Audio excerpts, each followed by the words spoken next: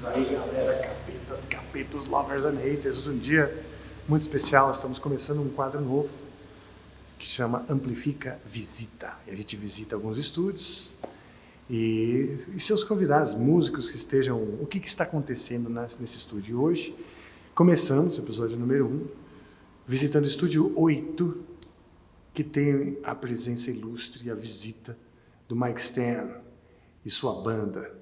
Vamos lá, venham comigo que vocês vão ver.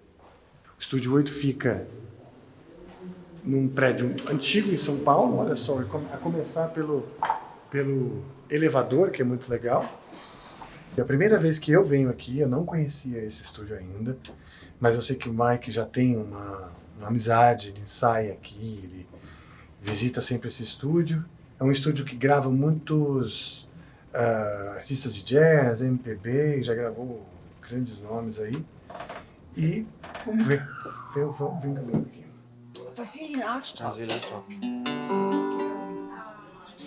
Olha só, o Mike Stern ali se preparando.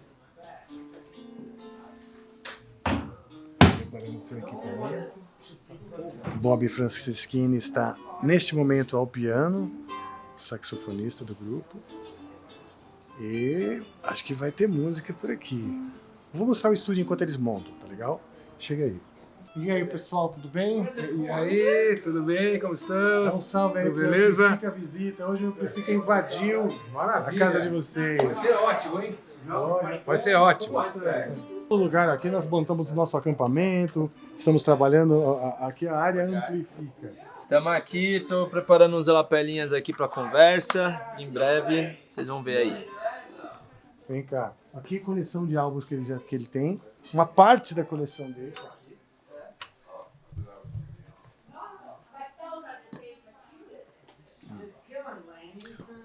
O Rubens é o dono e ele é colecionador de vinil. Tem sei lá quantos títulos de vinil. Uma parte está aqui. Vou mostrar a outra parte. Vem cá. Aqui mais uma parte da coleção dele. Essa área aqui é de jazz e música erudita. E tem alguns álbuns aqui. Eu acredito que tem algum álbum aqui que o Mike participou. Tenha participado. Então vamos lá, vamos preparar porque eu quero bater um papo com eles. Quero saber as histórias, quero ouvi-los tocar e levar um pouco disso para vocês. Valeu. Amplifica a visita! Diz aí, galera, beleza? Estamos hoje começando o episódio número 1 do Amplifica Visita. Hoje visitando o Estúdio 8, um estúdio aqui no centro de São Paulo, na cobertura no centro de São Paulo. Um estúdio que já recebeu vários nomes, ícones do jazz, da música brasileira. E hoje com a honra de estar recebendo o Mike Stern Band, com Mike Stern, Lenny Stern. Nós temos o nosso brasileiro, nosso xodó, nosso orgulho, Rubem Farias, que, aliás, eu quero te agradecer pela oportunidade. Foi ele que intermediou essa oportunidade. E também o saxofonista Bob Franceschini. Tem também o Dennis Chambers, que não pôde estar aqui. Dennis couldn't make it, right? Yeah. He would have loved to, but he was busy. He had some other stuff. Yeah. All right. First of all, thanks for taking the time. A pleasure. Being on our show. It's for us a big pleasure and honor to have this opportunity of chatting. Many of the people who watches the channel, they study music, so they see music many times as a mystery. Me too. Good to know. So it feels close to the people. I mean, we all endure the same pain, right? And that mystery will never end. Is it right? Sure. That's definitely, for sure. Like some people, they think of jazz as a complex thing. But the great jazz players like you guys, they do it very natural. And many times when I talk to jazz musicians about, should I practice scales or harmony? Should I separate the individual aspects of that music? But they always come to me and say, no, just feel the music and play it. But then someone throws weird harmony, and like, they're all lost. Personally, I think people that just say you should just play it, most people, there's some that are just, I guess, just gifted beyond belief and just pick up an instrument and all of a sudden within a week they play their asses off. I've never met anybody like that, ever. You know, including Miles, who used to say, do the music, but Dave Liebman said, you know, early on in Miles, he was studying like everybody else and writing down things on little matchboxes and, you know, wherever he could write down little notes about this scale and that scale and this harmony. And he told me that first time he saw a Bird's changes for a blues, you know, with the extra changes, you know.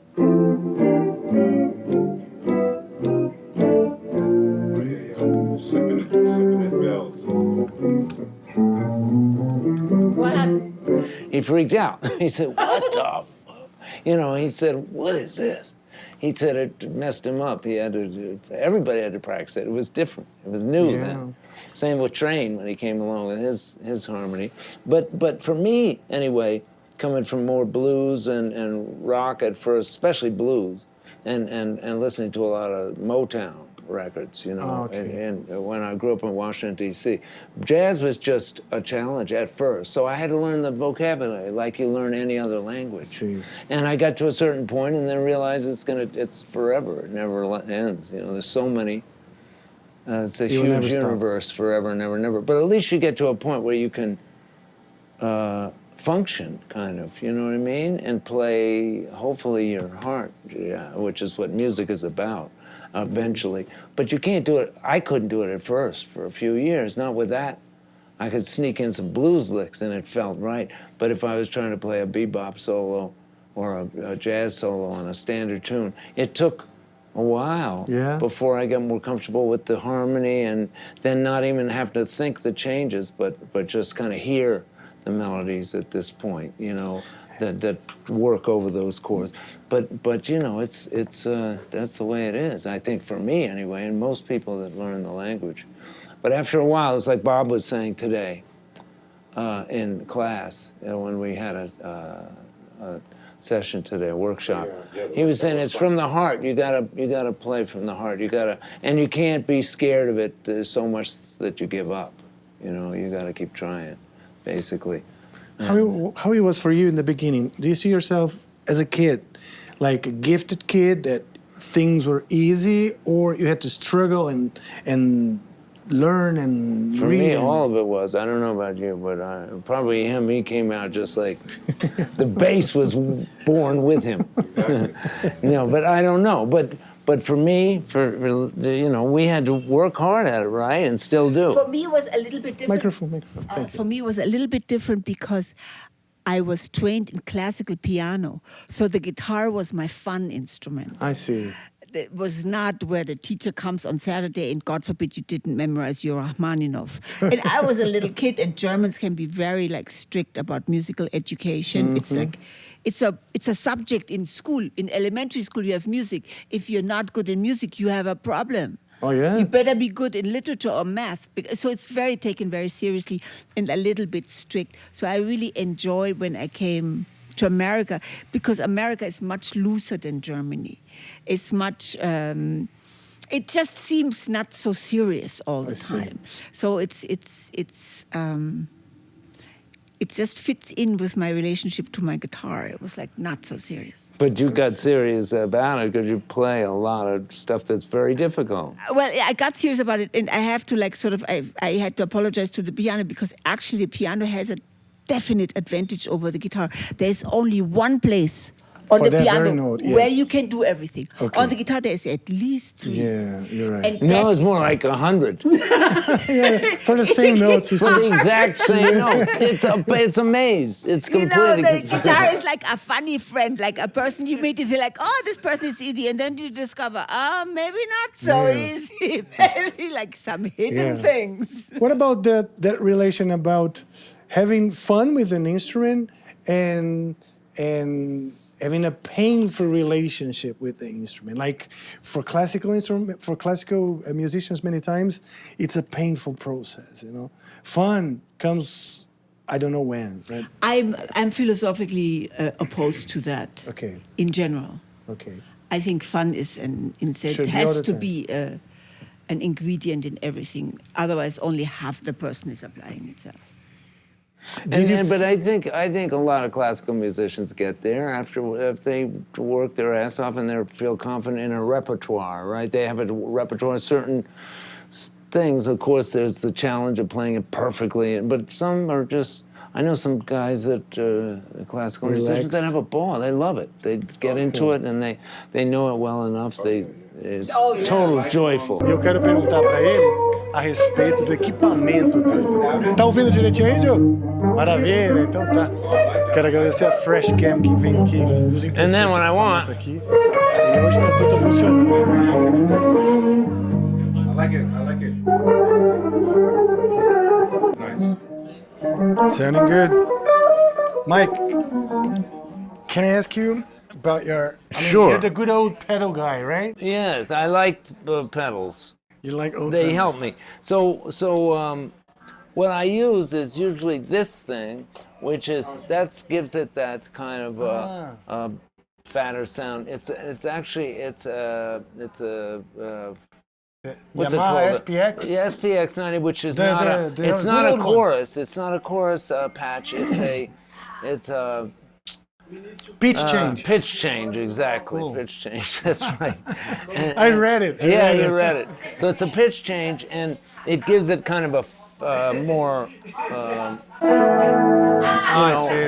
kind of fat sound, kind of like it's got a little property of almost like an organ in there. You know what I mean? So that's the basic sound. It's on all the time. Yes.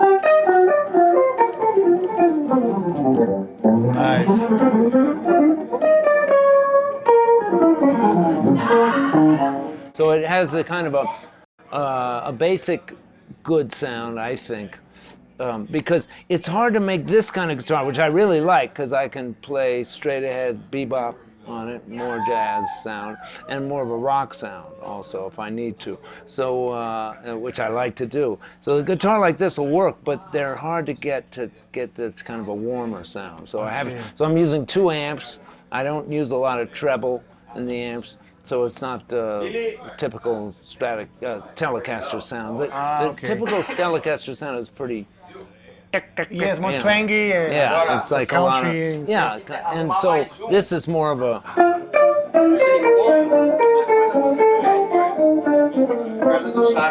It's more, it's got a bigger. In between a fat one Yeah. and a strap. Exactly, kind of like that. So, and this is Yamaha made me this. Pacific. It's a Mike Stern model that they made me. It's the Where'd that same, be? but it's just set with more delay.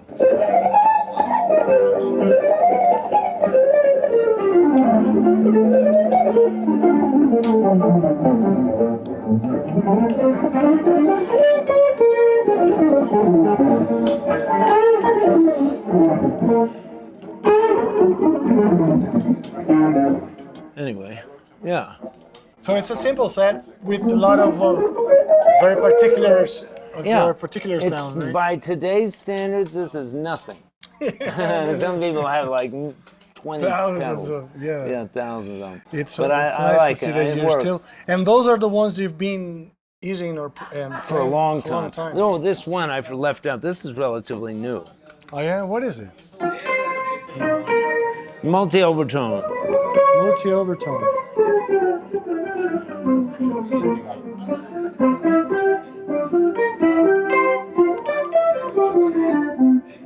I didn't get too much of the.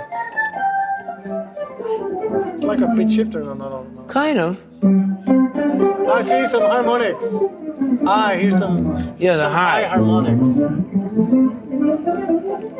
You can get more if the balance is more extreme. It can just be the harmonics.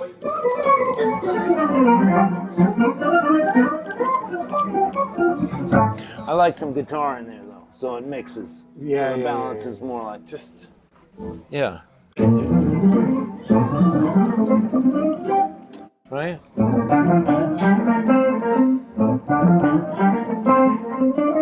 So you never pan your delays. You never pan your delays. Pan them? No. No. No, I just use one all the time to give it.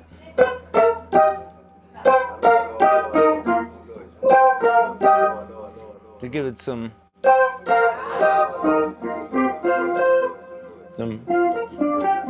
ambiance. And then this one has the long.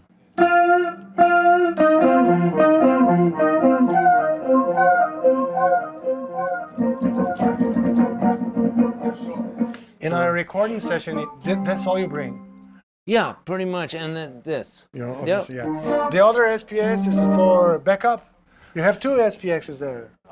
Yeah, it's One is for for backup. I don't use them both at once. No, actually, I lug around that whole thing just for one patch 23, which has the pitch change. Okay. And somehow I can't get them to just build me a pedal for that sounds right. It doesn't sound the same. It never sounds the same. It doesn't seem like it, but Okay. they'll do it one of these days, I'm sure.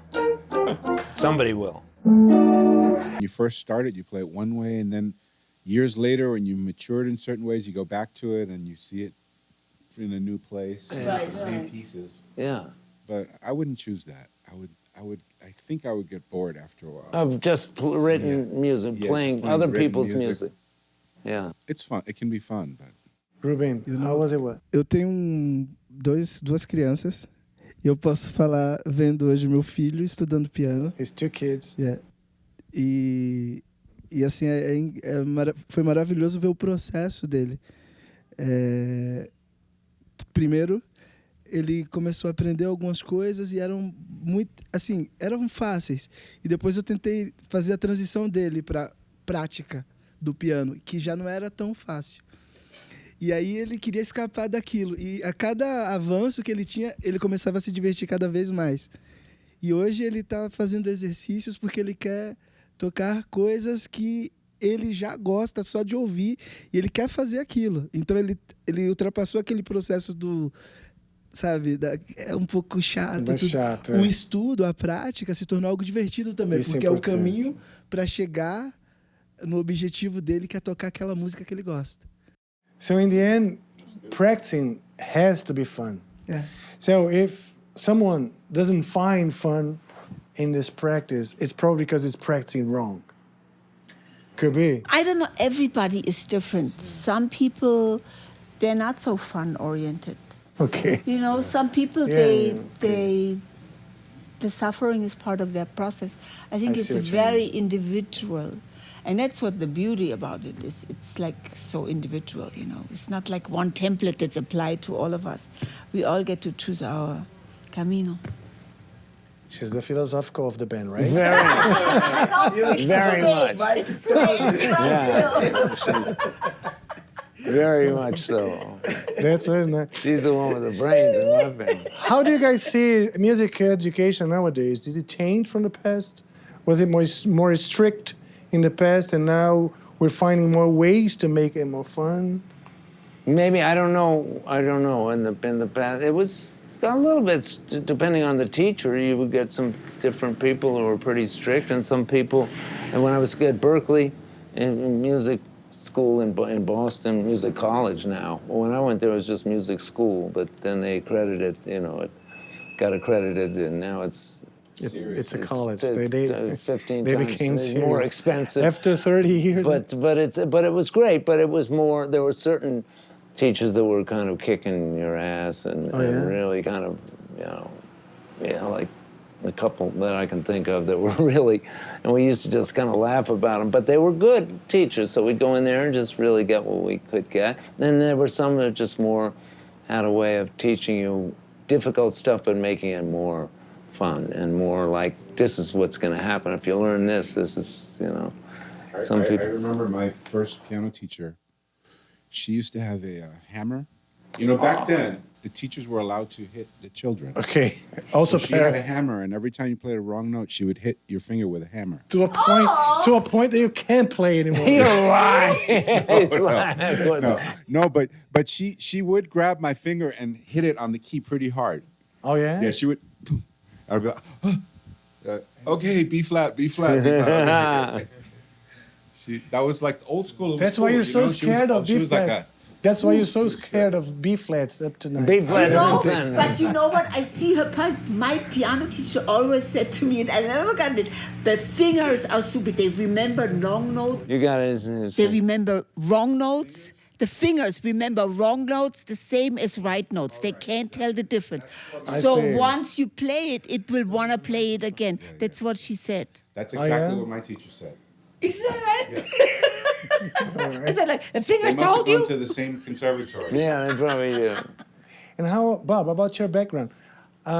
You started with the piano or right with the saxophone? Piano first, and the cool part, now that I think about it, in retrospect, when I started on the piano, it was because my grandmother had a piano, and she used to take care of me after school, right? So, but all she wanted, at that time, she would sit and watch her programs on television at a certain time, the Mike Douglas show, whatever the stuff was, and and I was just there by myself, me and my grandmother, and so the only fun thing to do there was the piano, basically. Okay. So I would sit and just make things up. So it was like a toy for you. Stories, like a toy, yeah, like stories, like. Nice. The monsters here and the Little Red Riding Hood and the whatever, those kind of things. But then I started with basic piano stuff, and I never really got into it well because when I started hearing saxophone on the radio, I wanted to play saxophone, and it was so easy compared to the piano. Okay. The piano, Really? you had to read all those notes and have a left hand separate from your right hand. The that whole saxophone's thing. hard. No, but it's Saxophone, one yeah, I think- line. You just have to read one line. It's like, oh, okay. I mean, I could do that. You were easy at that. Yeah. Did it take long to get a good sound with the saxophone, or it takes Not forever? too long. I think I've always He's a been a big natural. guy. He's a Yeah, natural. I've always been a big guy, and I took to it right away. Yeah, I was lucky, just natural. When music started to get serious for you, when was it? When I was about 4 years old. Oh yeah, serious. Yeah, my grandmother was watching television, and I was like this. No, You're joking. Okay, when you it's heard, never been serious. it never been By serious. the way, yes, no, it's never serious. It's a side job. It's just music, So it's like, nobody's path. gonna get hurt. It's not, it's not gonna really harm anybody if you play a wrong note. Except your own ego. I know what you mean. But I've never taken it like serious. Like my main objective with playing music is to have fun, so that the people listening will have fun. Let's see. That's my goal. Period. That's it. I'm fascinated by jazz and all the intricacies of harmony and. Yeah, but and you get rhythm, into it deep. But basically, I'm It's a just like combination. I just want people to have I know, fun. but what I see with Bob is it's a combination of that. He wants to reach the audience, but he's got some certain things he's working on that probably go over everybody's head. But they'll just see that he's serious about it. Yeah. They sense the You don't the see yourself seriousness. as so serious, but No, when you not guys so were serious, jamming, Huh? but when you guys were jamming, Mike was improvising and you had your eyes closed. Yeah. And I've noticed you getting into the music, and okay, it's not serious wouldn't be the word, but deep, Yeah, yeah. And, It's more like meditation. If I can Okay, compare it so- to anything. But playing music is a rush. Anybody who says it. microphone. Playing music is a rush. Anybody who says it's not is lying. It's like a high. Yeah. Oh, you're right. It can be. It's like It it's can the, definitely be. It's It the can be. best high of all, like feeling the groove or so. It's like takes you out of your troubles of every day in no time. It's true. So would you say that for the young musicians that we should recommend to try to get that feeling? Mostly not learning music by the quantity, but the quality of that high, the sensation of a deep I sensation. don't know if that can be taught. What do you think, Bobby? I think that whether or not a student goes on to become a professional musician and seek that out for a career, you know, I think to me it's the experience for somebody to get to a certain level where they feel like they're able to express something emotional and people react well to it, you know, and say, you know, I think that's really good. Whatever it takes to make you think, oh, wow, maybe it's cool. You know, maybe it's that it's cool. That can be applied to anything. It's like riding a bicycle. Once you learn, right? So that experience can translate itself to anything that you become passionate about. So to me, it's all about the passion. Nice. You mentioned the saxophone that you heard on the radio. You remember a name of a saxophone player that inspired you in the beginning? Yeah, Manu Dibango with Sol Makusa. That was my jam. Go back to the 70s. That was my jam. How old are you? 11. 11, okay, cool, nice. So then my brother was in junior high school and he was already playing drums. And I said, well, I know they got a band. So I said, I got to play the saxophone. Yeah.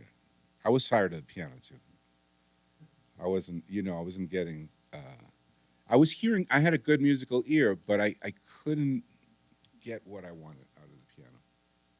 It was too hard. It's too hard. I don't know how piano players do it. But the horn is perfect for you. I mean, it's like you're singing with it. Yeah. Jeez. Yeah, it feels so natural. Yeah, so he's singing with it. He's singing and playing some great stuff. I mean, it's amazing stuff. But he plays. Here in Brazil, we're very proud of our Brazilian musicians, and we have a national pride. It's called Ruben Farias.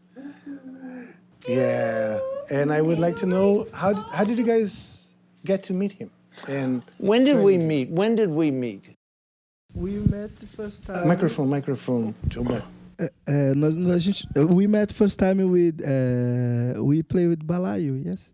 Oh, was that the first time? Yeah. That was the first time. Yeah. Yes. Yeah, that's right. And Randy said, yeah, go play with this band. They got a great bass player. Randy Brecker said.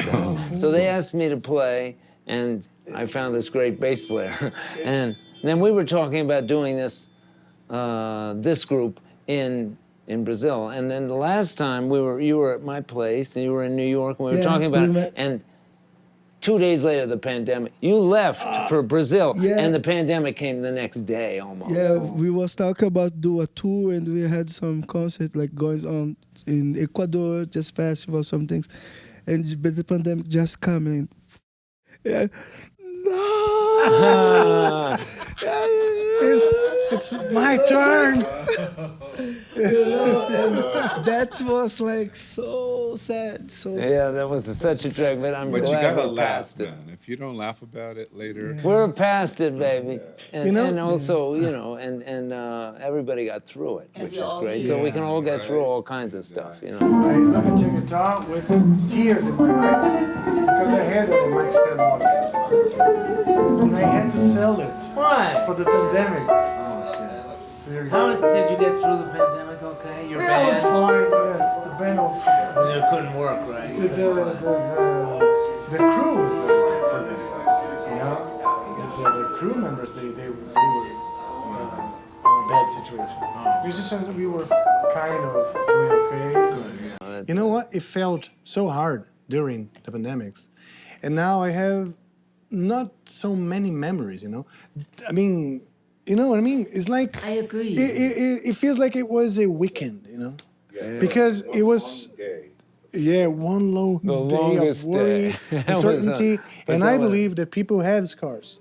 We all carry the scars of uncertainties and doubts, and, you know, we were scared. Today we were talking about how the fake news was showing people dying on the streets, and we were, we all gonna die. Panic. At certain point, now I recall it, I can't feel that panic again, but I remember I was scared. Oh, yeah, everybody was. But we would be stronger if there is a next time. We would be stronger.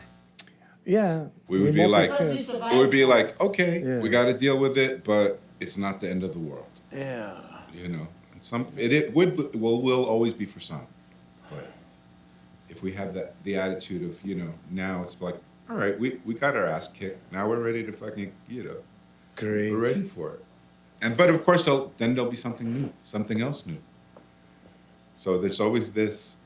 Yeah, I mean, now they're fighting wars for us to worry about that's humanity. Right. They're fighting wars. They think it's fun. But anyways. They think something. Talk a little bit about the gigs that you're doing in Brazil. I've seen you playing Bourbon Street a few years ago. And well, this tour was arranged by Ruben, and Okay. he's got some people that he knows here because he's so well respected here. And said he asked if we wanted to come down. It was basically what we were going to try to do some years ago. I mean, the pandemic interrupted us, but this time it really worked. And now we're even thinking about doing it next year, May. As a matter of fact, we're definitely going to do it. Next May, yeah. So you guys enjoy coming to Brazil? Oh, it's beautiful. yeah. Good. Yeah, good. well, I've been here 15 times, maybe more. Yeah, 15 or 16 or something. Junior said he brought me down just 13 times, just Junior. And then there was another couple of promoters, so it's been at least 15 or 16, 17 times I've been in Brazil, and I love it. It hasn't been for a few years now, but so this is really... the pandemic. Pandemic. Since the pandemic, and before then, some. And now it's back. Yeah. Great. But point is, life is, as you said, different nowadays. It is. Reality is. And I guess it feels hopefully weird. but the thing is, I mean, as soon as you kind of get used to one level of technology, and here we come, now we got AI is coming, Oh, yeah. That's good. And that's going to be a whole other thing, you know what I mean? But I have a girlfriend who studies AI, and at first I said to her, "Why are you studying the enemy?" And she said, "Because I don't want only guys be in control of AI. It's important to have women." And she's from Chile, actually, and she studied AI at the University of Berlin. It's important because the it's just input, a tool. It's a human input. We need to we very need heavy. the human, and we also need to realize that we are more powerful than the artificial intelligence. We have created it. Yes. That's Maybe not what the you are movies, not- that's not what the movies tell you. They come after not us. you, They because get you big can't- and strong, and they've got a lot of... And they look like a big squid. That's right. And they're all made of metal, and they can crush There's a you. movie. There's a movie.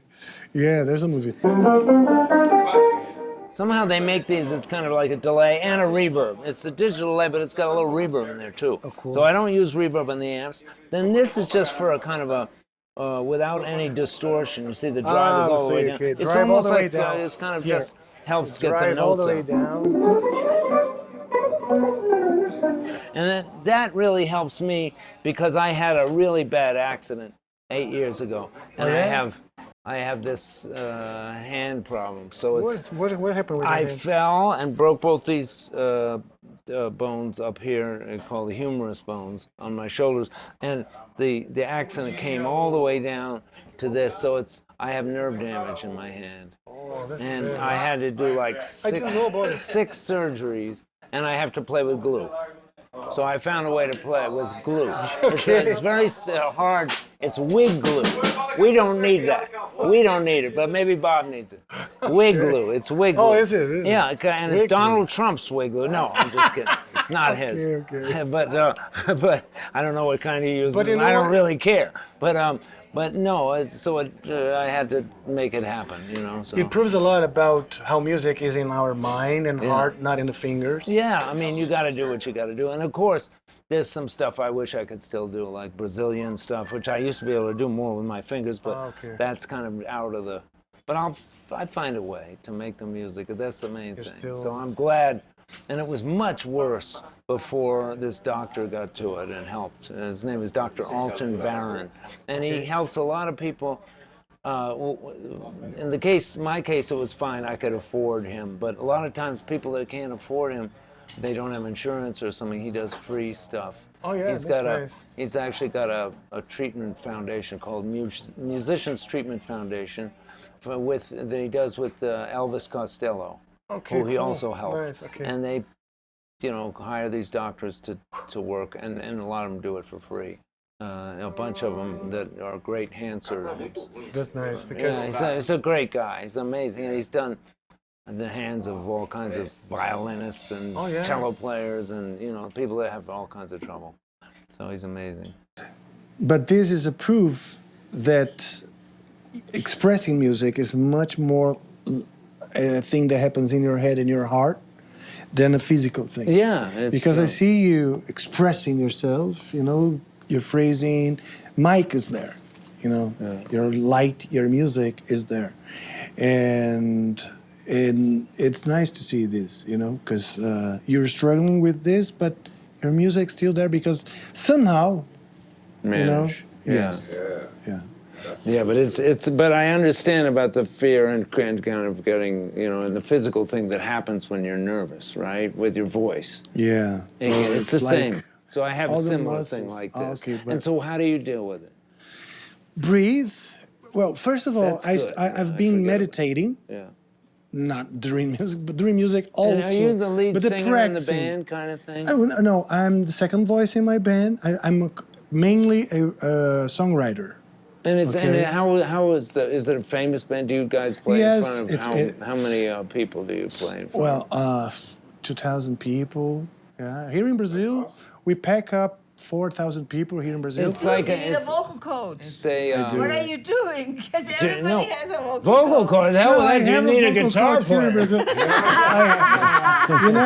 You know what? I love to take music lessons. I love it. It makes me feel good. So I never and now I started to pick up harmony lessons again. With a great teacher here in Brazil, Silvia Góes. She's a piano I've player. heard of her. Yeah. Yeah, she's played with many great artists. and Yeah. Great. She's amazing. And she's also helping me with the psychological side, of... So when you sing, you get past it. Obviously, you have to sing. So you When I do second voices, it's fine, because I'm just there. right. There's the lead But if you singer, have to do- and I'm a little bit here, and it's fine. But if I need to be the lead, then fear comes. All my throat is... Do you know, But you must get past it. So you do it anyway. I will, certainly. I mean, you know what? But I now I'm understand conscious of it. Yeah. I'm already passing through, because 1 year ago I didn't know about it. I thought I had a problem, With your singing, physical problem. physical And it turns problem, out it is- or some limit that I would never go through. Right. Right. you know the book Effortless Mastery by Kenny Werner? No. It's a beautiful book about Oh yeah, effortless. They just Mastery. gave him his own Mastery. center at Berkeley College of Music. He's got like the Effortless Mastery part of Berkeley. Wow. Yeah, he's a beautiful guy. Beautiful Yeah, he's something else. person. And he gets right to it, and it's beautiful. Cool. It's really amazing. Did you also attend to Berkeley? I didn't. I wish that I did. I started working, and I was like, always saying, I'm going to go back to school. And then just luckily, just kept working. Were you kind of self-taught, or? Yeah, I was self-taught. Oh, yeah? actually. But you went to music and art, Yeah, right? and then by the time I got to high school, I was taking some lessons, taking some private lessons. So I started, in the young age, I was just. Well, weren't you in the same school with Marcus Miller? Yes. Marcus Miller and Omar Hakim, who else? Bernard Wright, he was great. Bernard Wright. You also attended in the golden years of Berkeley with Pat and... Pat was there, and Vinnie Colaiuta was we were jamming. Neil Steubenhaus was another really great bass player, did tons of sessions more than anything. Then he became a real session guy back in those days. And then there was a whole host of people. Sco was there too at the same time, John Scofield. Cool. Yeah, Nice. a bunch of people. Do you guys think, there are many unknown jazz players or unknown great musicians? And I think that your network and friends and places you go make a big difference many times on our career, right? And do you think it was important also for you, I mean, not only learning from Berkeley, but be there, you know, when it comes to opportunities? Do you think it was important? For me to be in, well, just for me, I got so much out of it because I just didn't know enough, you know, I didn't know how to really read, you know, the guitar. I really, when I went there, I just got all that stuff together, just straight up, you know, kind of theory and putting it all together and stuff that I really needed. And then playing with a lot of students that were already much better at that. You know, I was playing blues kind of pretty good, but all the other stuff, playing standard tunes and all was difficult. And I played with students that were, you know, really already kicking ass doing that. They were playing beautifully. So that really helped. And then after that, it was just, it'll just go that far. Sometimes, of course, you can meet other people that might help you in a career, but basically after that, you're kind of on your own with this kind of stuff, you know what I mean? Mm-hmm. Although a lot of students that I was going with, you know, that I was at the same time studying with, were teaching at Berkeley and still kept doing that, or became just really good teachers as well as players, but more teaching on the teaching side. I was just lucky to get some very cool. Did you like teaching? Or yeah, I still do that. You do still? Yeah, I did. Of course, during the pandemic, that was it. That's all anybody did. But you know, I like to play. Despite all the difficulties, I really want to keep playing no matter what. So that's what we're doing. It's awesome. Yeah. Also, I should say, I met Laney at oh, yeah, what's the story? At that time. And with Berkeley, yeah. I didn't Bill know. Frisell introduced us. Cool. Bill Frisell. Okay, one of the greatest guitar players around. My guitar teacher was Bill Frisell, and he was his best friend.